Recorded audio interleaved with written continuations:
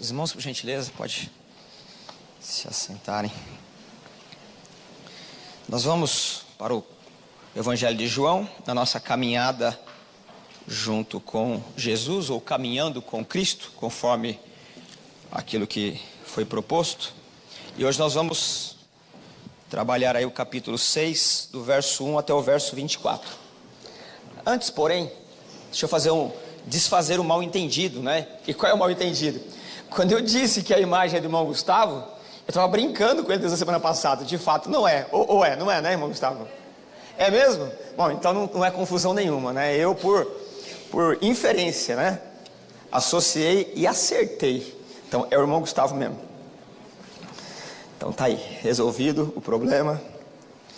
Muito bem, meus irmãos, nós vamos então trabalhar o texto conforme eu já disse aqui, mas é sempre bom nós recapitularmos, ainda que de forma dinâmica, o que foi já trabalhado, né? Desde do capítulo 1, para que a gente não perca aí o fio da meada, né? E que o Espírito de Deus, que é mestre por excelência, vá nos ajudando, vá nos dando discernimento acerca do texto e aplicando na nossa mente, consciência e nos conduzindo em triunfo para a glória do Senhor, né? O capítulo 6 aí que nós vamos ler, ele é o único evento, e a primeira parte dele, do 1 ao verso 15, que narra a multiplicação dos pães. Então esse evento, ele é narrado nos 4 evangelhos. Isso é inédito, né? É o único tema que é narrado nos 4 evangelhos. Outros temas é narrado ou num, ou em 2, ou até em 3, mas a multiplicação dos pães, ela é um evento que aparece sistematicamente. Então mostra aqui a importância, né? Ele marca a história. E é claro que são 4 autores, então cada um vai oferecendo elementos diferentes, que a gente numa harmonia tem condições de esclarecer melhor o que está acontecendo aqui. E é evidente que eu vou me valer aqui de outros evangelistas, sem citá-los, sem buscar a referência lá, né? Vou tentar de memória mesmo, para a gente não perder muito tempo aqui, né? Ou ser dinâmico. Bom, mas primeiro vamos aqui fazer uma retomada bem ligeira.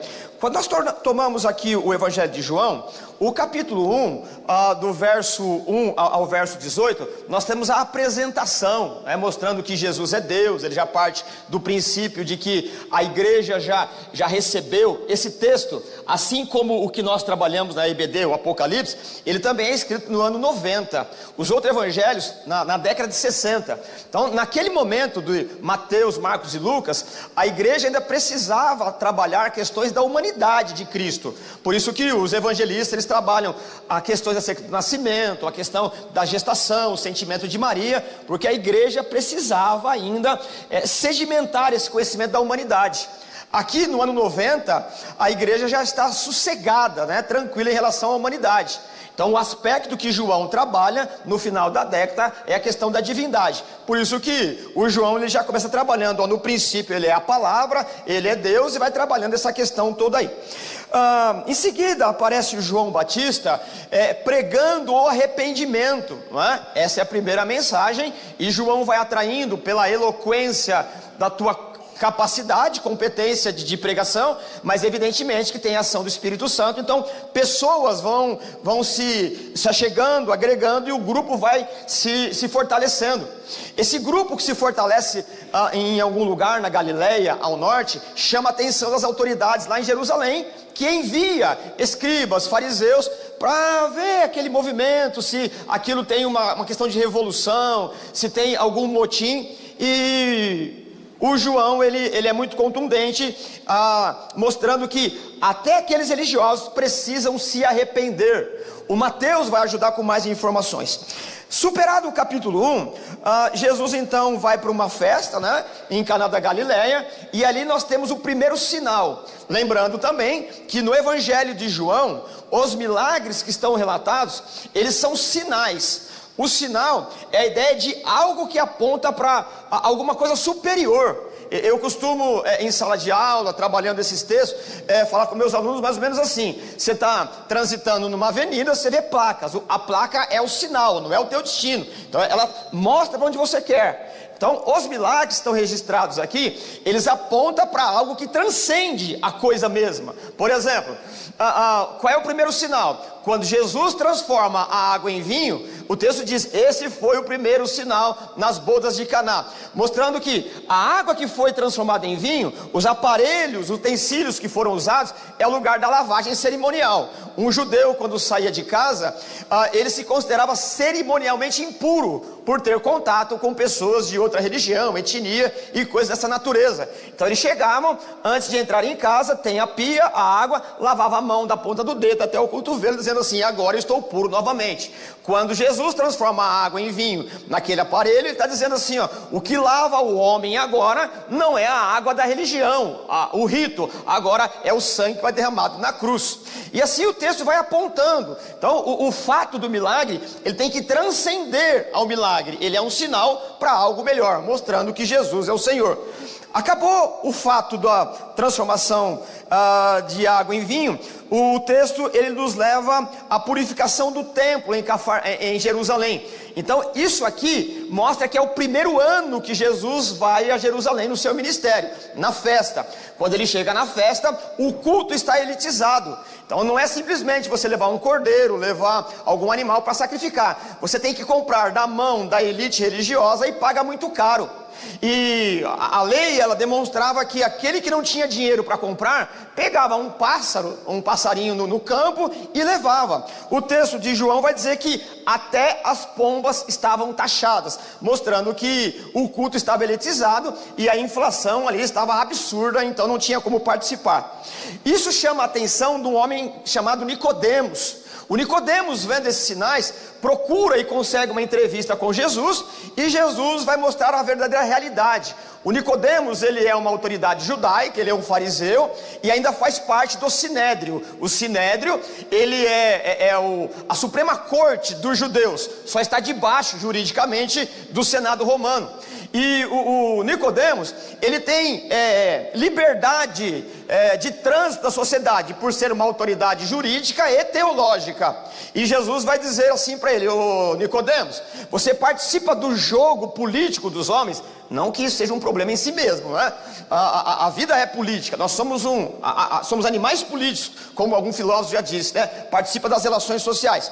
Mas o que Jesus está dizendo? Ô Nicodemos, a sua credencial para participar da vida humana, ela não favorece para que você participe do reino de Deus. Para o reino de Deus a credencial é outra. Para o reino de Deus você precisa nascer de novo. Você nasceu com nobre nascimento, você é um fariseu, você faz parte do Sinédrio, mas as suas prerrogativas nesse mundo não servem para cá. Você precisa transcender, nascer de novo, porque habilidade daqui, conhecimento daqui não serve aqui. Aqui é só uma renovação de mente, precisa nascer de novo. E o Nicodemos, ele vai aparecer lá adiante no capítulo 7, mostrando que entendeu alguma coisa disso.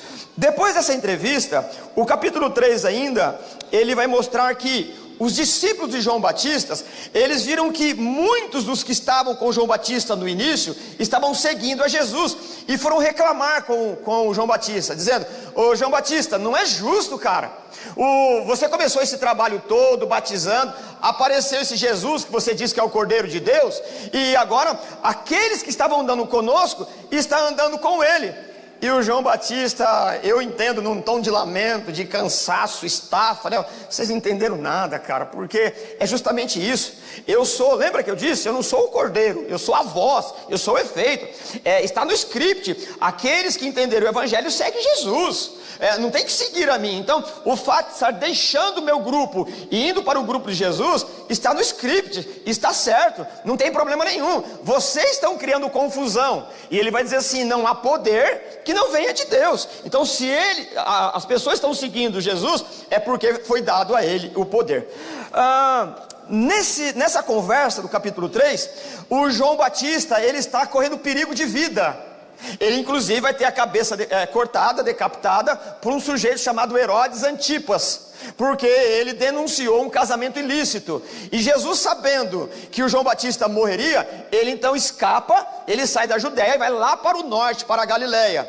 E aí, por que ele vai? Porque não é a hora do confronto, é a hora ainda de trabalhar. Mais adiante, depois de 3 anos, que ele vai enfrentar as autoridades e vai ser crucificado. Então ele vai para a Galileia. Ao invés de ir para a Galileia pelo caminho rotineiro, indo por Decápolis, para não passar por Samaria, ele prefere ir por Samaria para falar com uma samaritana. Vocês vão lembrar dessa questão aqui, não é? Então, ele quebra o protocolo, porque um judeu, ele não se relaciona com um samaritano.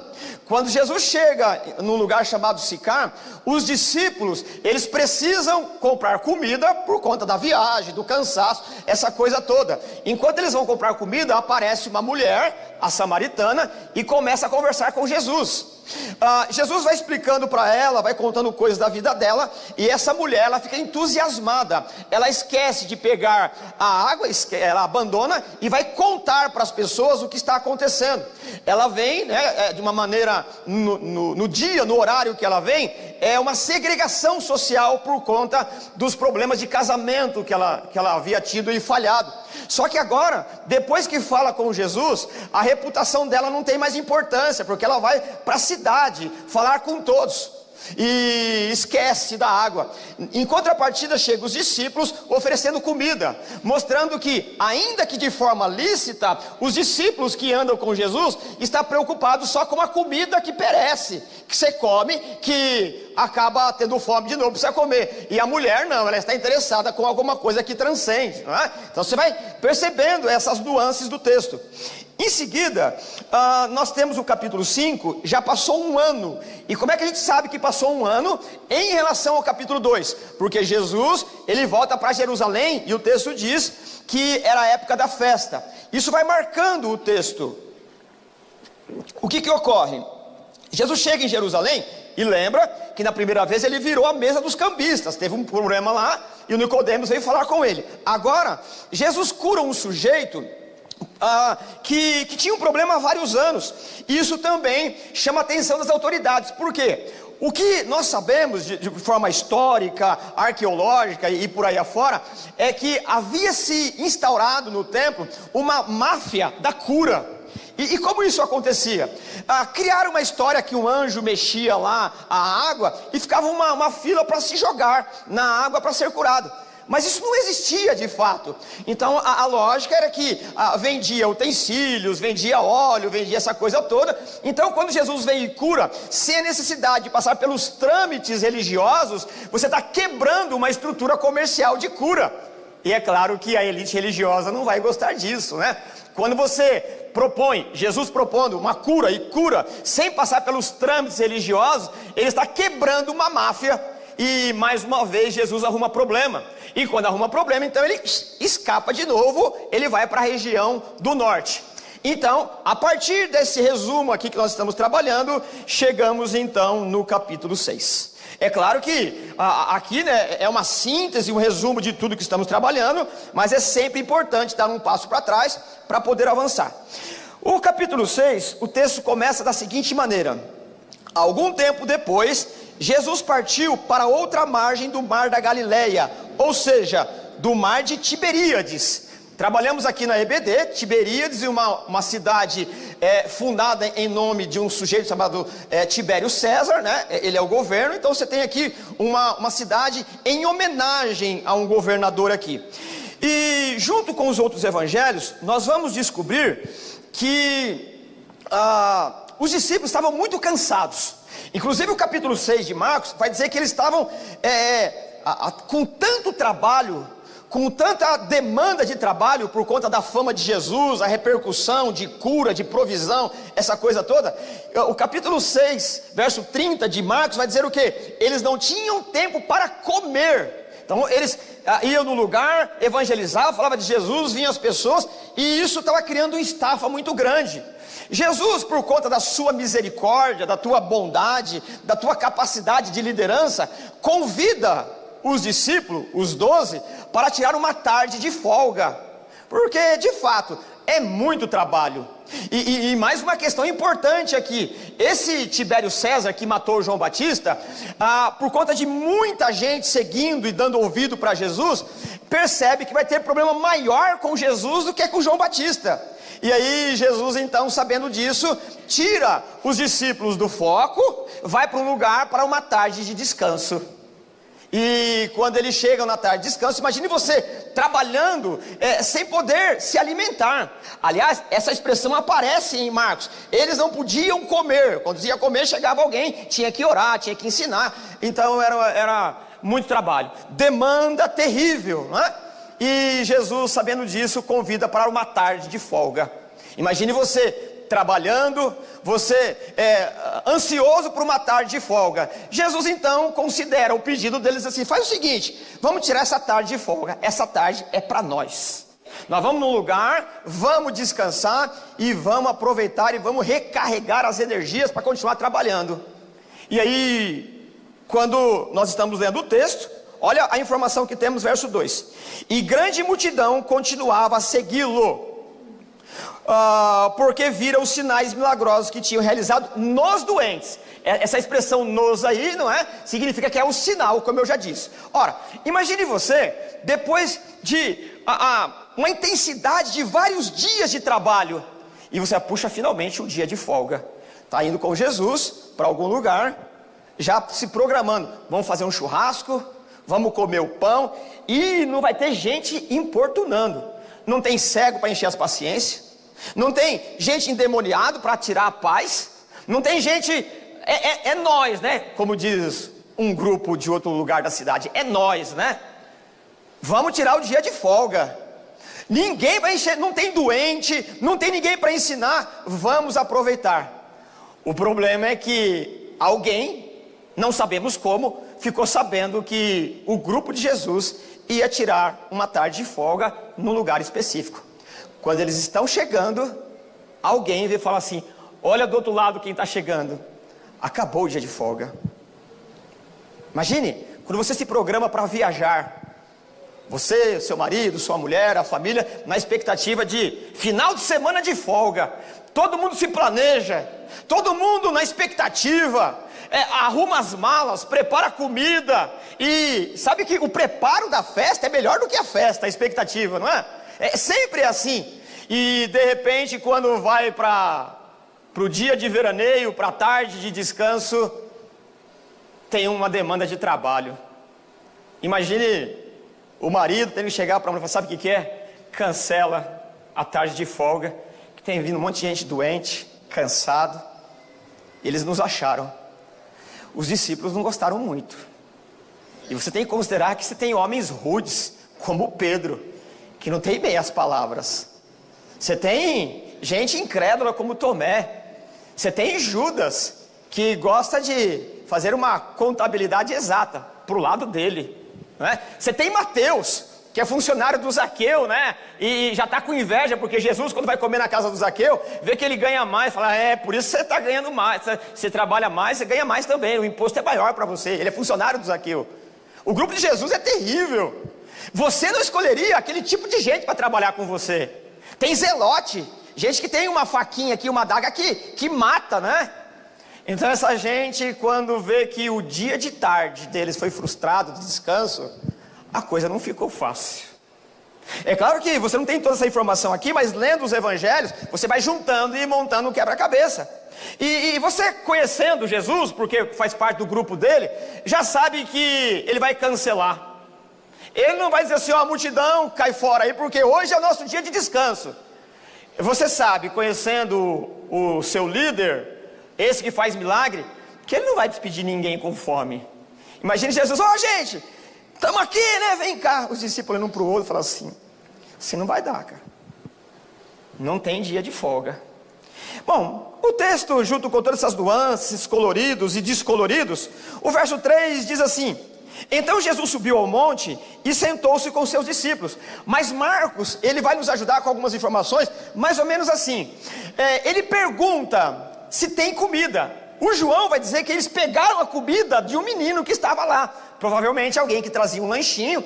E pão aqui, não é o pão da nossa padaria, é mais ou menos aquele pão sírio. né? Aquele pãozinho que, para um homem que trabalha no serviço braçal, tem que comer uma meia dúzia para mais daquilo, que não mata a fome de um homem trabalhador, gente cansada, homem rude, né? Homem acostumado a comer, né? Aquela sustância.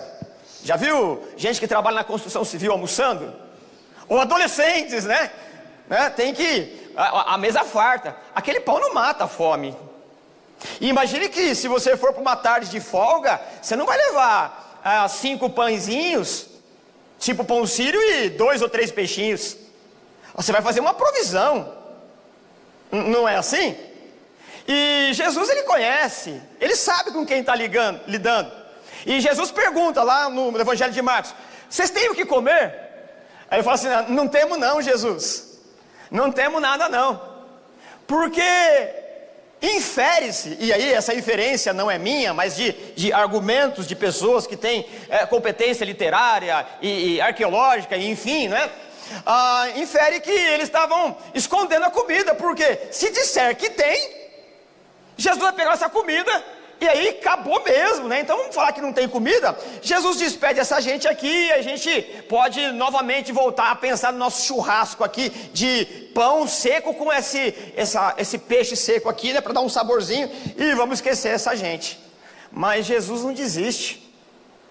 E o texto aqui de João vai dizer que ele põe todo mundo para sentar. Põe eles para sentar de 100, de 50 em 50, ou de 100 em 100. E evidentemente você vai lembrar do Salmo 23. Sentar-me faz em passos verdejantes. Eles estão preparados para a refeição, mas não tem comida. Imagine, né? Irmãos, eu não sei você, mas eu me daria um desespero. Imagine, a gente chama aqui para participar de uma festa, de um fim de semana. Senta aí que vai chegar a comida. Onde tem comida? Sei lá, né? Deus proverá o cordeiro para o holocausto. A gente diz isso no intelecto, mas dentro é uma angústia terrível. Onde é que eu vou arrumar comida para dar para essa gente aí? E o texto diz que são 5.000 homens, fora crianças. Meu Deus, que dilema. Jesus está lá, senta aí, né? Ele diz assim: dá vocês de comer. Está de brincadeira. Como é que vai dar comida para essa gente toda? Então todo mundo sentado, lembrando o Salmo 23, sentar me faz, o Senhor é meu pastor, nada me faltará, em verdes pastos me faz repousar. Agora falta comida, porque é por isso que eles vêm, que o texto vai dizer, eles vêm por conta da crise econômica, da dificuldade, da perseguição, não tem o que comer. Então eles vêm após Jesus por causa do pão que ele multiplica, ele diz isso. E lá em Marcos e em Mateus também, o Filipe, Jesus diz assim: dá vocês comida para eles. E o Filipe vai dizer assim: Jesus, 200 denários não dá para comprar comida para tanta gente. Um denário era o valor é o salário de um trabalho diário. Então o trabalhador braçal trabalhava e no final ganhava um diário. Então ele está dizendo que se trabalhasse 200 dias, não daria para comprar comida para toda aquela gente. E aí alguém sugere, talvez especulativamente, Jesus já havia orientado que quando fosse andar com ele, não era para levar dinheiro, porque ele ia prover. E alguém sugere que tem alguém com dinheiro no grupo que veio não sei da onde. Esse dinheiro não deveria estar ali. E Jesus está conduzindo a coisa de uma forma muito natural. E de repente ele pega o pão, que nós sabemos de onde vem por conta do João, né? Verso 5, do capítulo 6, diz assim: levantando os olhos e vendo uma grande multidão que se aproximava, eu recuei aqui o texto, né? Jesus disse a Filipe: onde compraremos pão para esse povo comer? Lembra, a gente está fazendo aí a harmonia dos evangelhos, né? Verso 6. Fez essa pergunta apenas para prová-lo, pois já tinha em mente que ia fazer. O Filipe respondeu: 200 denários não compraria pão suficiente para que cada um recebesse um pedaço. Ora, o que eu preciso chamar a atenção? Quando a gente lê o texto, a gente não consegue entender a entonação de voz. A gente vai lendo, e aí não é nenhum problema de não entender o texto, é porque a ênfase não dá para você entender no registro. Mas eu acredito que o Filipe não disse assim: Jesus, se tivesse dinheiro, né, não dava para comprar. Esse camarada está frustrado porque acabou com a tarde de descanso deles. Esse sujeito, no mínimo, ele falou com uma ironia: 200 denários não dá para comprar, você quer que eu faça o quê? Mais ou menos isso, né? É que a gente romantiza muito e acha que essa gente é anjo, não é? É pecador. É como eu e você, que acorda azedo de manhã, quase todo dia, e para recuperar tem que ter uma demanda da graça. É gente de verdade, é gente cansado. E você sabe que o cansaço estressa. O cansaço, ele nos deixa, rouba de nós o vigor da vida. Então ele não responde 200 denários. Se eu tivesse 200 denários, ou se eu gastar os 200 denários, mas tudo bem. Outro, verso 8, o André, irmão de Simão Pedro, tomou a palavra e disse: aqui está um rapaz com 5 pães de cevada e 2 peixinhos. Mas o que é isso para tanta gente? Aqui a gente sabe que esse lanchinho aqui é do menino, não é deles. E Jesus fala: não tem problema, pega aí, né? Vamos, senta todo mundo. E Jesus então ergue a coisa e dá graça. Manda o povo assentar, o verso 10, e dá graça. E começa a dinâmica do milagre. Pega o pão, pega um pedaço e passa para o outro. E todo mundo come, satisfeito. Uma certa ocasião, desculpe aqui, talvez seja pedantismo, mas não tem problema com isso. Eu trabalhava com jovens e nós resolvemos fazer uma feijoada. E nessa feijoada a gente resolveu convidar, cada um trazia um convidado e dava um Novo Testamento, e depois a gente ia trabalhando no discipulado. O problema é que a feijoada era pouca, porque veio mais gente, alguém contou, né? Não era para contar, né? E aí a questão toda foi o quê? Foi orar: Senhor, nós temos pouco aí, né? Irmãos, todo mundo comeu e sobrou. Pode ser, fala assim, mas é ilusão. Você pode crer do jeito que você quiser, mas que todo mundo comeu e está resolvido. A incredulidade sua e minha não bloqueia o agir de Deus. Mas o fato é, e eu preciso aqui ser bem dinâmico na coisa aqui, é que depois que eles comeram, Jesus disse o quê? Olha o verso 12 do capítulo 6. Depois que todos receberam o suficiente para comer. Então percebe que não comeu cada um pouquinho, comeu até estar satisfeito. Comeu até falar assim: eu não aguento mais, eu não quero mais comer, eu estou satisfeito. Depois que todos comeram, Jesus disse aos seus discípulos: ajuntem os pedaços que sobraram.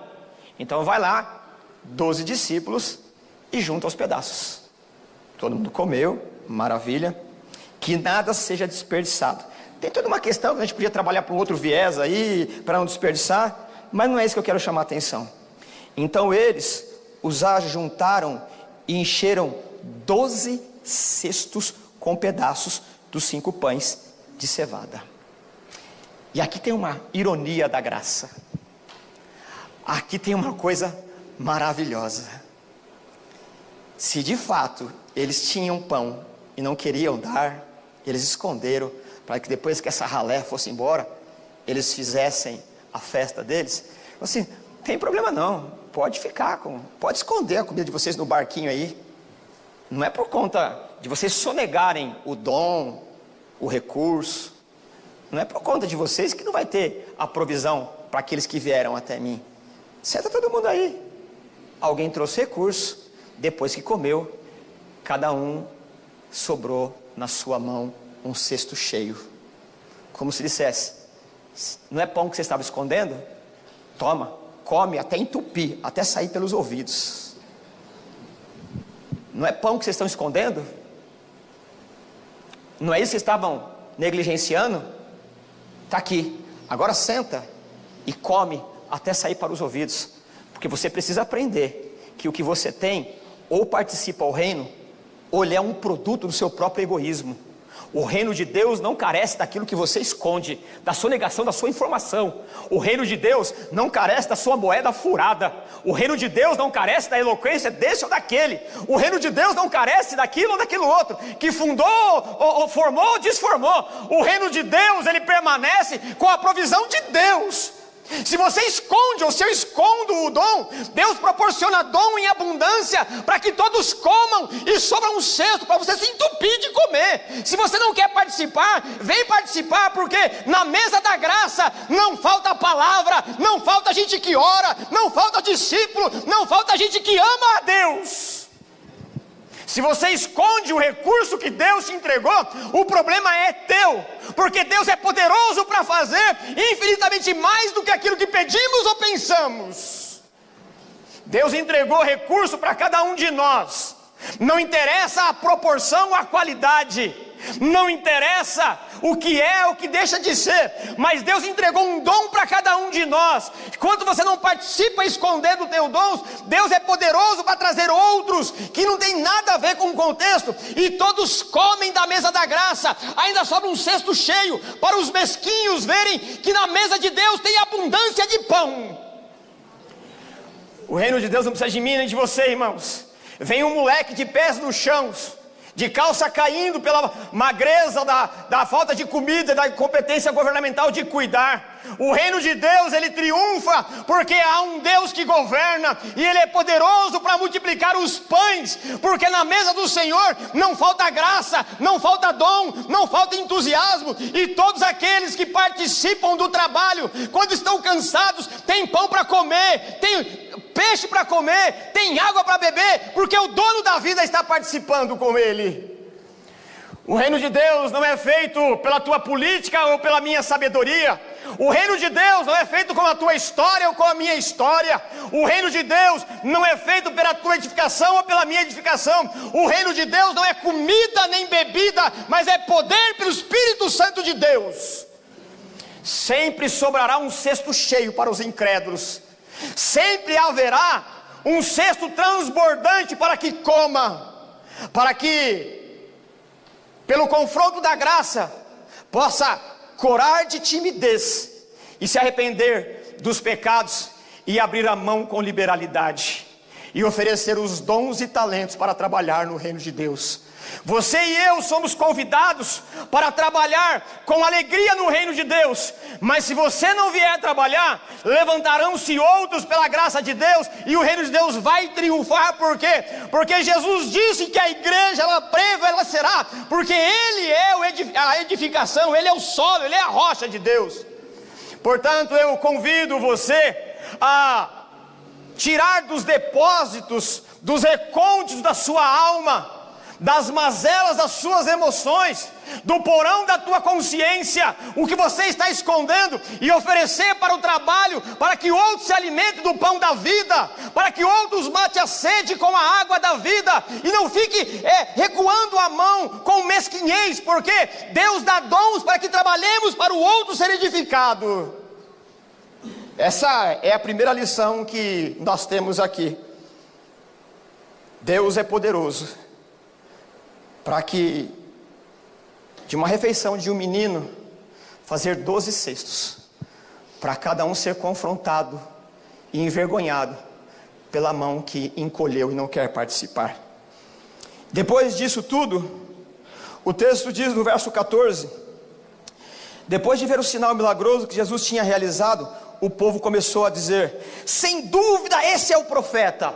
Essa palavra profeta aqui, ela já apareceu lá no capítulo 1, porque lá em Deuteronômio 18 está escrito que haveria um profeta, que é o sinônimo do Messias, e eles estão dizendo: é esse o profeta, é esse que vai governar a partir de Roma, é esse que vai defenestrar os maus políticos, é esse que vai acabar com a corrupção no templo, é esse que vai governar o reino de Deus.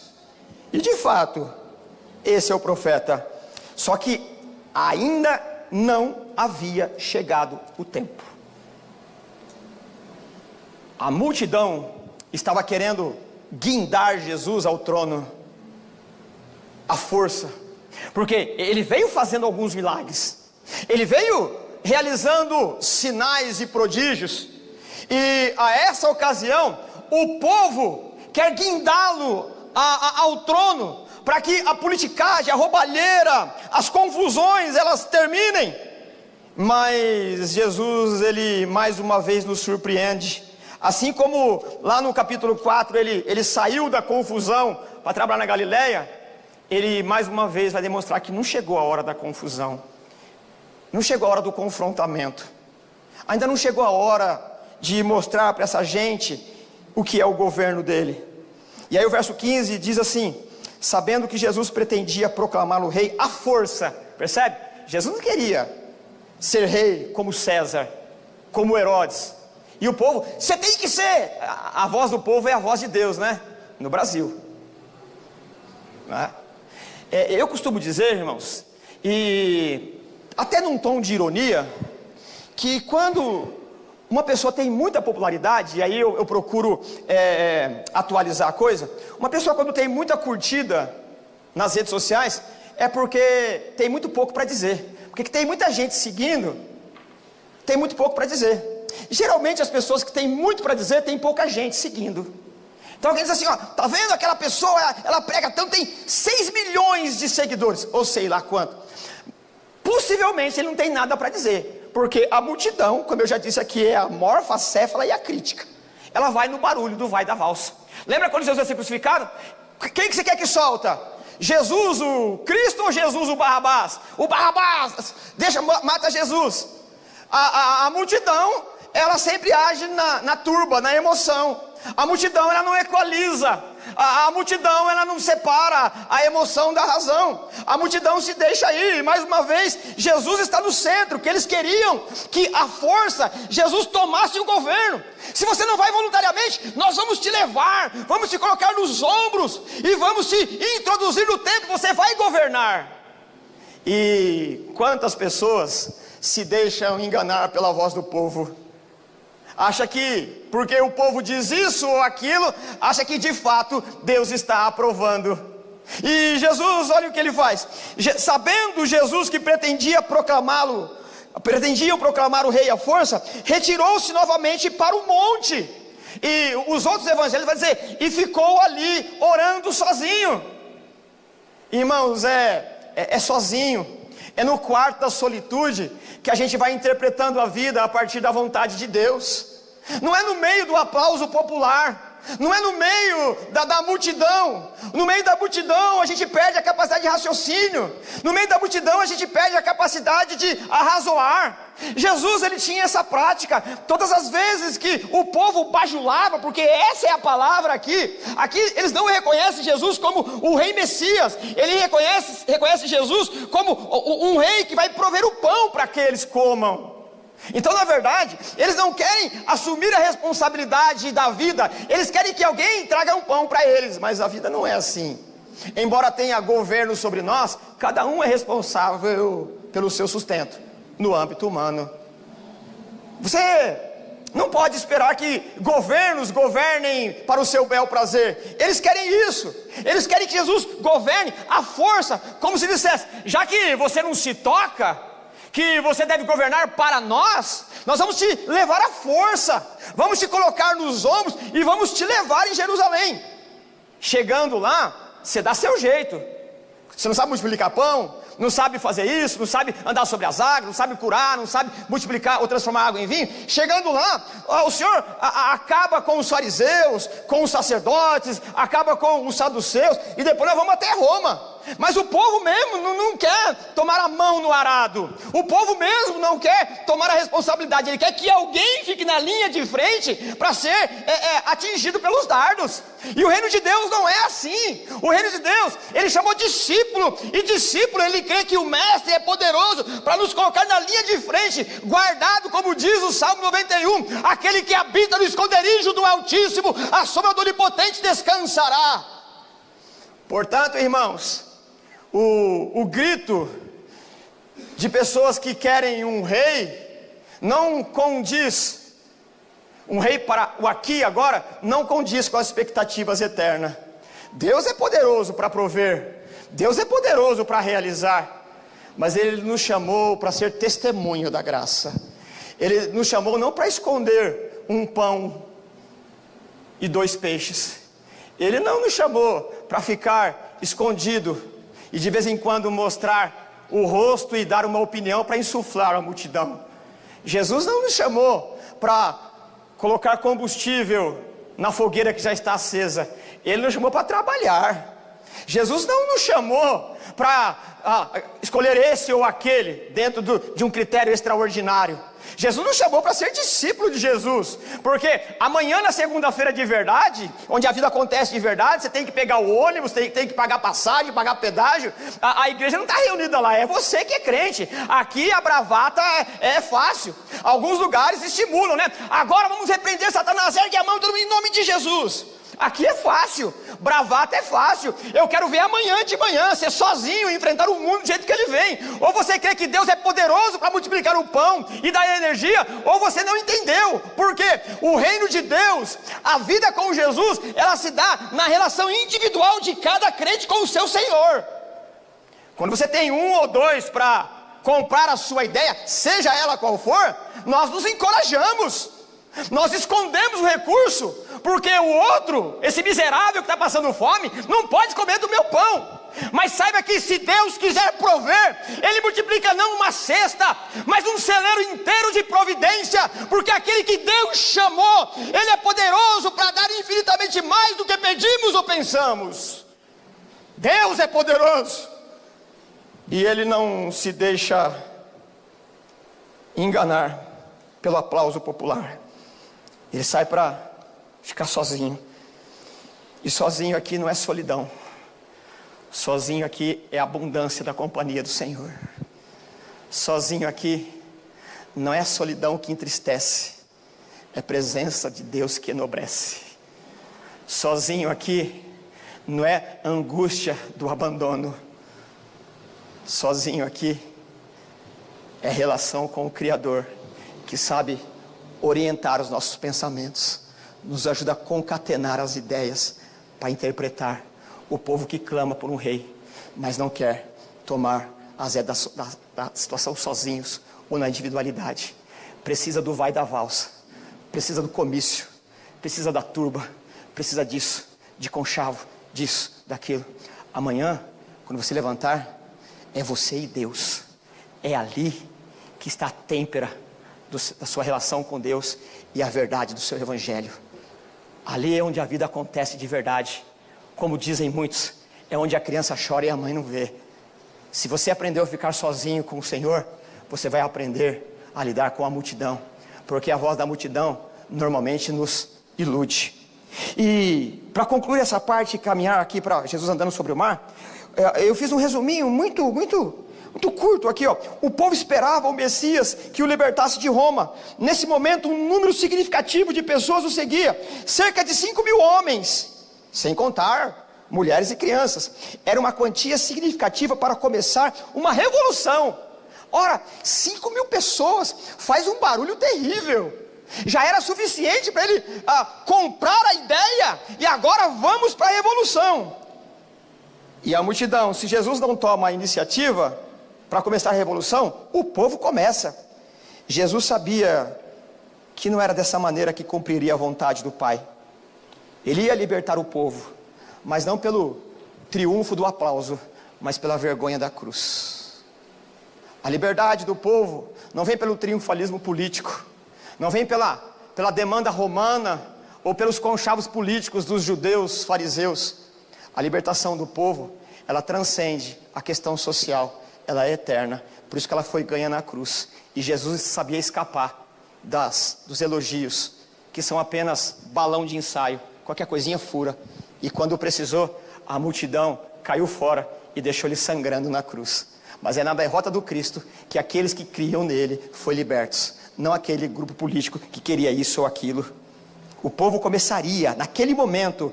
Jesus sabia que não seria dessa maneira que cumpriria a vontade do Pai, libertar o povo. Essa é a vontade do Pai. Por isso, evitou a multidão e retirou sozinho para orar. E aí você tem a segunda cena, que é Jesus andando sobre o mar, sobre as águas. Ao anoitecer, seus discípulos desceram para o mar, entraram num barco e começaram a travessia para Cafarnaum. Já estava escuro e Jesus ainda não tinha ido até onde eles estavam. Soprava um vento forte e as águas estavam agitadas. Depois de terem remado cerca de 5 ou 6 quilômetros, viram Jesus aproximando-se do barco, andando sobre o mar, e ficaram aterrorizados. Mas Ele lhes disse: sou eu, não tenham medo.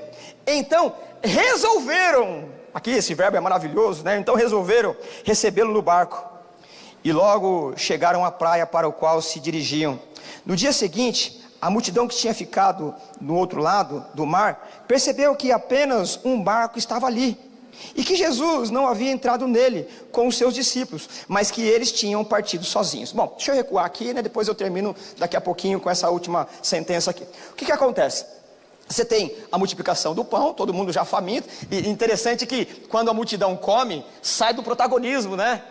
Bom, multidão comeu, vai embora, né? Depois volta porque está com fome de novo. Jesus vai dizer isso, né? E é engraçado, para não dizer que é cômico e lamentável. A multidão vem quando está com fome. Isso acontece lá em Atos capítulo 10, 12, né? Por que eles aceitam que o Herodes é Deus? Não porque acreditam, porque eles precisavam da terra para plantar. Eles estão bajulando, e é a mesma coisa aqui. Enquanto Jesus multiplica o pão, beleza, multiplicou, depois eu volto aí para quê? Multiplica de novo, beleza? Você é o nosso preferido, você é o nosso rei. Porque ele sabe multiplicar pão, não precisa pagar para isso. E aí, Jesus estando sozinho, os discípulos resolvem atravessar o mar. O mar aqui, irmãos, ele não é o mar Mediterrâneo está mais à esquerda, mais a oeste, né?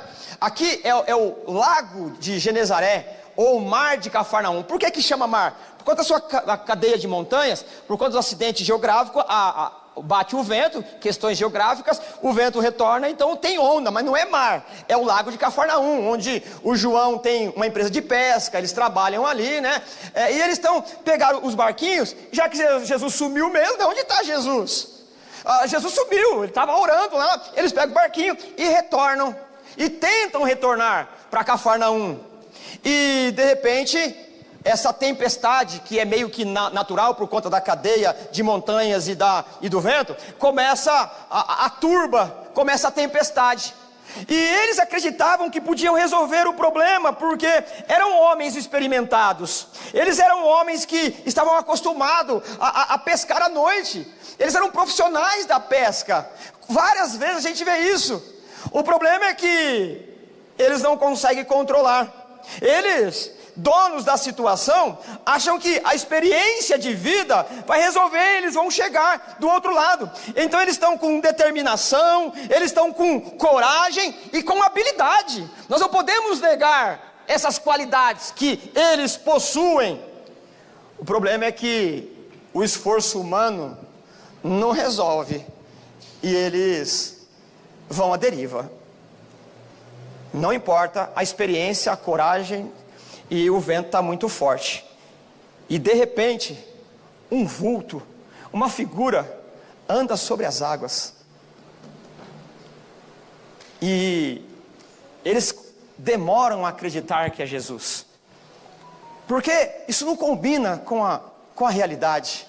Irmãos, tem coisa que você olha na vida, isso falando no ordinário, no corriqueiro, no dia a dia, tem coisa que você olha na vida e não combina com a realidade. Você fala assim: não acredito no que eu estou vendo. Não é assim? Absurdos, tanto absurdo infantilizado como absurdo racionalizado. Mas você fala assim: eu não acredito no que eu estou vendo. Ele tira do centro da razão. Aqui é um absurdo que não tem paralelo humano. Se eu ou você visse Jesus andando, medo talvez seja o mínimo que nós sentiríamos, porque não combina o que você vê com a realidade. Não dá certo. Quem que pode andar sobre as águas ainda com esse movimento, com essa turba, essa tempestade? Ninguém. Aliás, já não combina com a realidade o que eles estão vendo na multiplicação do pão. Eles estão vendo, mas não funciona aqui, porque ele olha e não fecha a conta, não combina com a realidade. E é claro que eles tiveram medo. E no outro evangelho, Jesus convida o outro para sair andando com ele, e ele vai se afundar, tem toda essa nuance aqui, mas o João, ele prefere não comentar isso. Jesus então está andando, e o verso 20 diz assim: mas ele lhes disse: sou eu, não tenham medo. Irmãos, muitas vezes lendo, estudando textos como esse, eu me pergunto, e pergunto a Deus: Por que ele faz propostas tão absurdas como essa? Como é que ele me pede para não ter medo numa situação dessa? Porque a gente acha que é herói. Deus diz para não ter medo, não tenha medo. Pois é, mas quando o seu filho está doente, quando vai faltar o feijão, quando não tem dinheiro para pagar o plano de saúde do filho, quando, cada um no seu dilema da vida, a gente esquece quem é o Senhor. E não vem me falar que você é o super-herói da fé, porque tem uma criptonita para aqueles que se acham mais espirituais do que o outro. Eu sou pastor já há alguns anos, mas eu já disse para vocês aqui, sem medo nenhum, tem dia que eu falo, eu não quero esse negócio de ser pastor não, eu não quero mais saber desse negócio, dar aula então, pregar, eu não aguento mais, eu quero fazer outra coisa na vida. Tem hora que eu não acredito que é possível Deus resolver algumas questões, e você deve estar me julgando aí, e deve julgar, porque você está ouvindo isso de um pastor, você está ouvindo uma expressão explícita, de que a fé escapa pelos poros da minha alma, que vão sendo abertos, pelas aflições do mundo, do dia a dia, da angústia, da incerteza. Quantas vezes a vida vai me batendo, me espancando, que eu vou na ferida da alma, na incompreensão do raciocínio e do intelecto, eu chego à conclusão que esse negócio de Deus, de Jesus, de igreja, de vinda de Jesus, alguém me enganou, isso não é possível. E eu sei que você pode estar me julgando, mas você é igual eu. Você pode negar para mim, mas no íntimo, esse sorriso que parece bonito, está escondendo uma alma que clama, porque você não consegue mais crer na provisão de Deus. Essa atitude de herói, ela só vale enquanto você tem público para te aplaudir, porque na solidão da existência da sua alma, quando Deus encontra com você no sagrado secreto, é falência que você sente, e a fé escapa. E não adianta, seja quem for, dizer, Deus vai te dar graça, Deus está no barco, Deus é isso. Mas só você sabe a angústia da sua alma. Você sabe que a cirurgia que o médico marcou já está chegando. E você está inflamado de angústia, de dor, e não sabe como resolver. Você sabe que talvez a família que você sonhou, ela não vai ser constituída. E você vai ter que levar a vida a solo. Você sabe que o marido que disse que ia embora, ele foi embora. E não adianta quantas campanhas você fazer, ele não vai voltar. Você sabe que o arroz vai aumentar amanhã e o seu salário não vai dar para comprar. E você sabe, e você sabe, e você sabe, e você sabe. Você vai insistindo até que chega a um ponto que você não sabe mais como resolver essa coisa. E parece que a sua fé não dá mais conta de resolver isso. E cada um sabe onde é o limite da fé que você desenvolveu e da fé que Deus entrega para você. E existe um tempo na vida que Deus nos leva para a tempestade para que Ele se revele de verdade. Enquanto isso não acontecer, nós apenas vamos nos transformando em fanáticos religiosos. Mas tem um momento que Deus leva cada um dos seus filhos para um lugar de tribulação, para que ele se torne de fato, de verdade, o Salvador pessoal, e não o homem da popularidade. Paulo tentou, ou resume isso, lá em Filipenses, dizendo, tendo por certo isto mesmo, aquele que começou a boa obra, há de aperfeiçoá-lo até o dia de Jesus. E o meio que Deus aperfeiçoa a sua fé por meio da tribulação, é inexorável. Enquanto você estiver andando nesse mundo, se você é discípulo de Jesus, você vai passar por tribulação.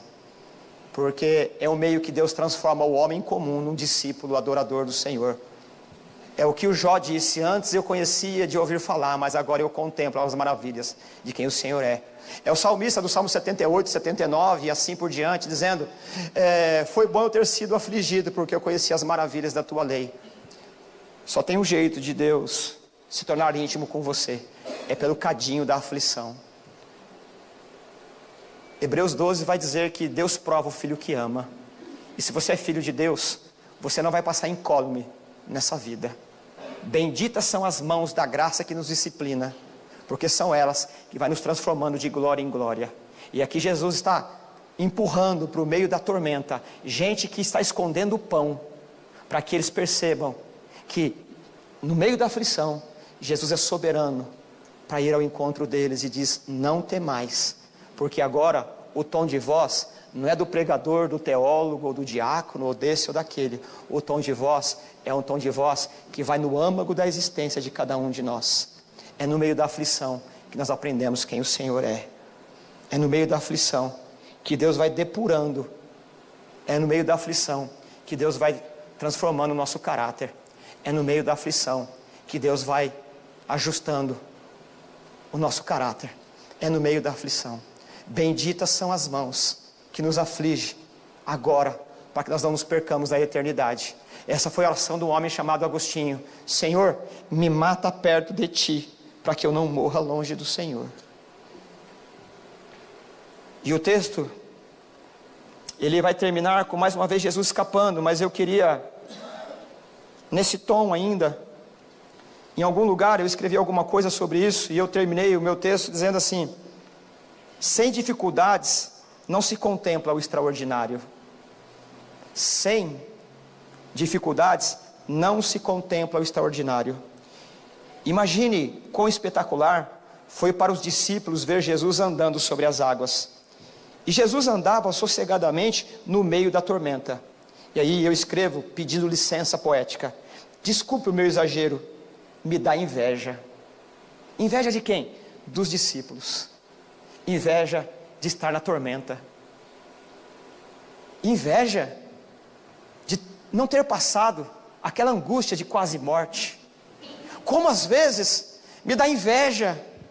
Eu que deveria estar naquele barco. Eu queria estar naquele barco. E alguém, numa bravata, mais uma vez, poderia dizer: você queria passar pela angústia de quase morte? Você queria estar com as ondas encapeladas te afogando? Um navio sem estrutura, pedaços de madeira encaixado aqui e acolá, que dão uma certa segurança, mas não consegue te proteger de uma tempestade como essa. Eu digo, me dá inveja. E por isso que eu disse que é uma licença poética, porque a inveja não combina muito com a gente. A ideia é de gratidão pelo outro. Mas por que aqui numa licença poética eu digo: desculpa o exagero, por isso me dá inveja. Me dá inveja por não ter estado na agonia da tempestade, porque só viu Jesus andando pelas águas quem está na tempestade. Eu não vi porque não estava na tempestade, mas se eu tivesse na tempestade, o poder da graça de Deus, ela substituiria de forma instantânea o medo pelo júbilo.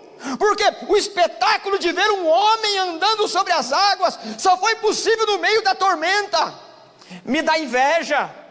E mais uma vez, licença poética, de não sofrer as agruras do deserto. Me dá inveja porque enquanto eles caminhavam, sem saber como resolver a situação, eles comeram pão do alto. Me dá inveja porque no frio da noite uma coluna de fogo os aquecia. Me dá inveja porque durante o dia, para que não fosse queimado pelo calor do deserto causticante, uma nuvem os cobriam. Me dá inveja de tantos outros milagres.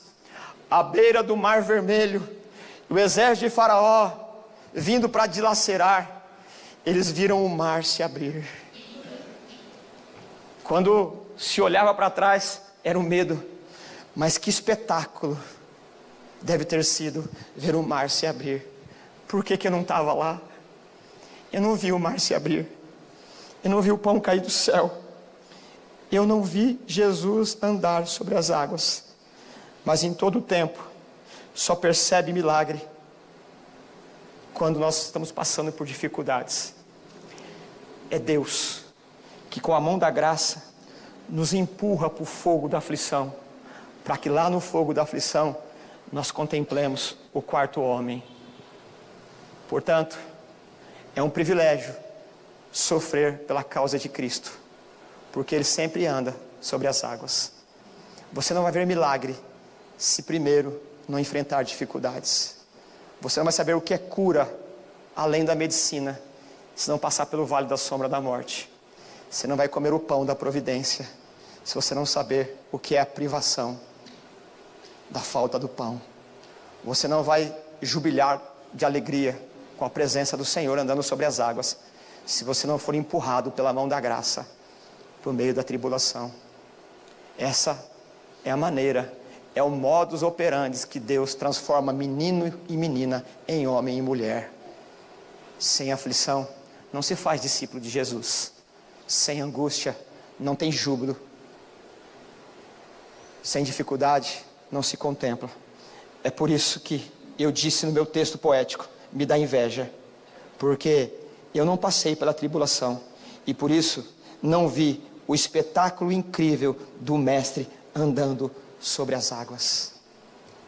Irmãos, há um espetáculo reservado para todos nós.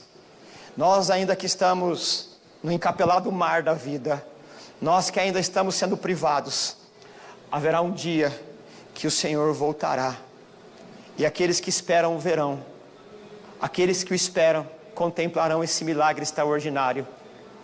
Portanto, seja qual for o mar revoltoso da sua vida, seja qual for a frustração que você vai ter que carregar como carga pesada, o milagre ainda vai acontecer. Jesus ainda virá ao nosso encontro. E depois que tudo isso ocorre, o texto meio que repetitivo, ele termina da mesma maneira, 24. Quando eles chegaram do outro lado, quando a multidão percebeu que nem Jesus, nem os discípulos estavam ali, entrou nos barcos e foi para Cafarnaum em busca de Jesus. E aí, nós vamos continuar lendo o texto em outro momento, nos nossos cultos. A multidão chega de novo, exigindo que ele seja rei. Mas ainda não é tempo de governar, ainda não é tempo de reinar.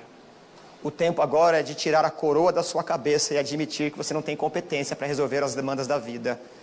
Ainda não é tempo de guindar ninguém ao trono. Ainda não é tempo de exigir nada. Ainda é tempo de enfrentar os dilemas da vida. E isso eu estou falando, não no contexto aqui, mas no contexto da vida, da particularidade. Porque o meu argumento é na particularidade. O meu argumento não é na comunhão aqui só. O meu argumento é que amanhã é você e Deus. Não tem pastor para colocar a mão na sua cabeça. Não tem irmão para você chorar no ombro. Amanhã a vida é nua e crua. Ou você aprende a recostar a cabeça no colo da graça, ou fica impossível de viver. Mas nunca esqueça que os recursos que você está escondendo na mão do Senhor podem se transformar em cestos cheios, porque Ele é poderoso para fazer infinitamente mais do que pedimos ou pensamos. É sua incredulidade, não a incapacidade dele. E por fim, só vamos contemplar o milagre depois da tormenta. Não tem outra equação. Não tem milagre e depois tormenta. É tormenta, depois o milagre. Mas como é maravilhoso ver o Senhor realizando milagres. Como é bom ver a mão da graça enxugando as lágrimas da angústia. Como é bom sentir no paladar da alma o pão da graça. Como é bom ver a água da vida refrescando a nossa alma. Mas isso não vem sem as dificuldades e os desafios. Jesus disse mais adiante: tome a sua cruz, venha até mim. A cruz é um lugar de crucificação. A cruz é um lugar onde você está preso e não pode olhar para trás. A cruz faz sangrar. A cruz te envergonha. Discípulo de Jesus não busca fama. Discípulo de Jesus está crucificado e não dá para olhar para trás. E o crucificado sangra, o crucificado geme. Mas só tem um que sabe ressuscitar: Jesus Cristo, que é a ressurreição e a vida. Que o Senhor multiplique os seus dons, mas antes estenda para oferecê-lo. Que Jesus ande por sobre as águas do teu problema, mas saiba que não vai acontecer isso sem antes você vai ser empurrado por Ele mesmo pelo mar da aflição. Vamos orar.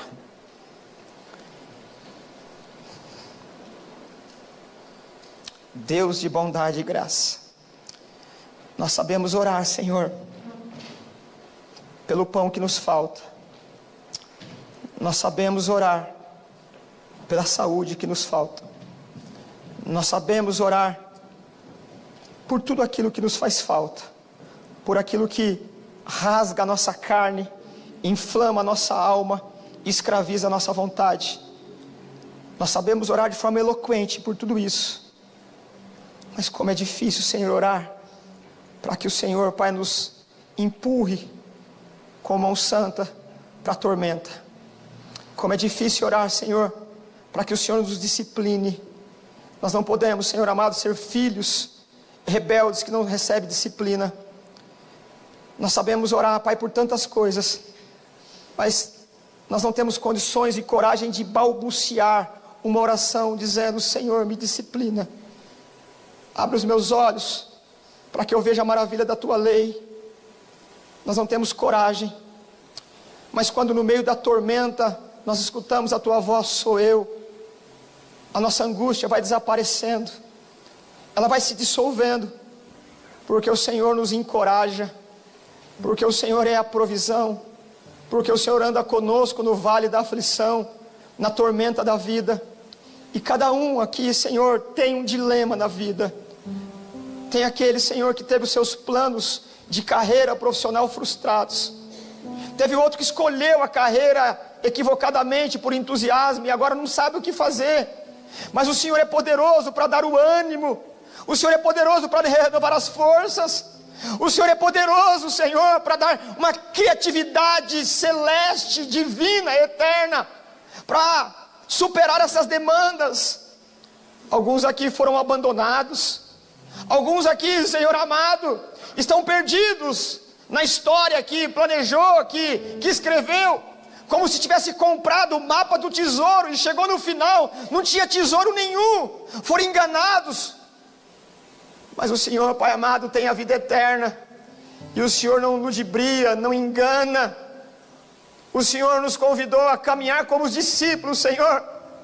Portanto, Pai, chega com a vara da disciplina. Todas as vezes que nós nos confundirmos, demonstra amor por nós, Pai, porque só corrige um pai que ama. Um pai que não ama deixa o filho fazer o que quer, e ele vira birrento, sem vergonha, vira senhor da própria história. Chega a vara, Senhor, da disciplina, até que nós venhamos nos amadurecer, Pai, cresçamos como gente que dignifica o reino, que fala sobre o reino, como diz o Salmo 1: bem-aventurado aquele que não anda no caminho dos pecadores, que não se assenta na roda dos escarnecedores, e nem se detém no caminho dos pecadores, antes tem a sua lei, o seu prazer na lei do Senhor. E o Senhor diz no texto que o Senhor separa o ímpio do justo. Tem misericórdia de nós, Pai, e quando o Senhor separar, não nos deixa do lado do ímpio, Senhor.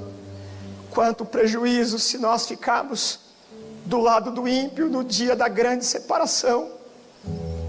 Senhor, traz a tristeza do arrependimento, para que no dia decisivo nós não estejamos do lado errado. Senhor, cada um dos meus irmãos aqui precisa estar do lado certo, Senhor. Quanto prejuízo estar do lado de lá, Senhor, do lado errado, ou com um pé em cada lado. Se for, Senhor, a vara da correção para nos permanecer do lado certo, usa o teu direito de pai, usa o teu direito de Senhor e nos disciplina para que possamos crescer, Pai.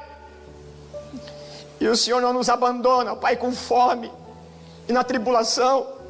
O Senhor sabe multiplicar o pão, o Senhor sabe andar sobre as águas.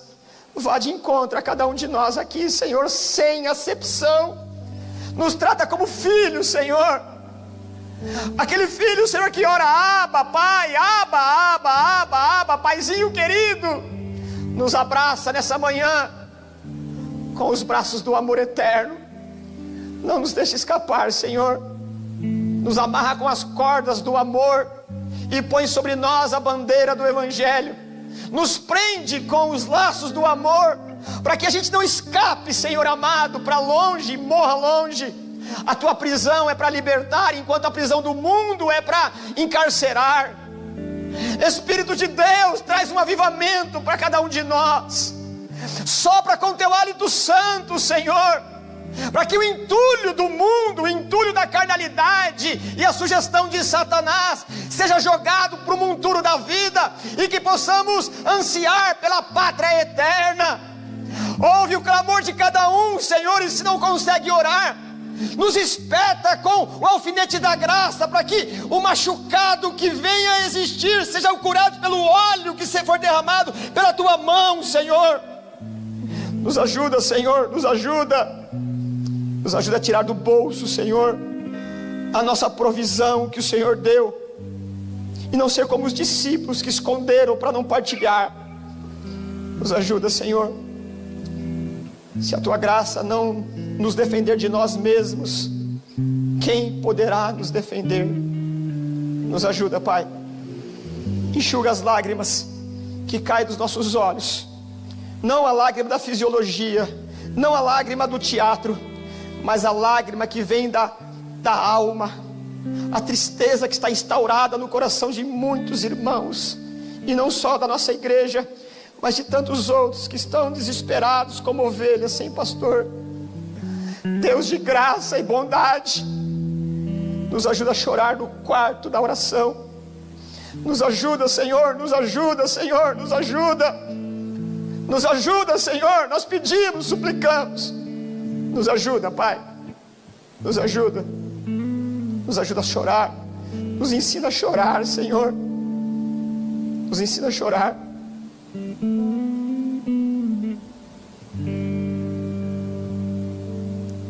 Nos ajuda, Senhor. Por misericórdia. Por misericórdia, Pai. Traz, Senhor, o vento do arrependimento, para que nós não caiamos na sepultura do abandono.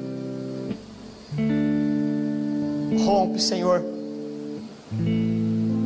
o tímpano da existência, Senhor, da alma de cada um de nós, para que ouça a voz do bom pastor dizendo: sou eu, não temais, não temais, não temais.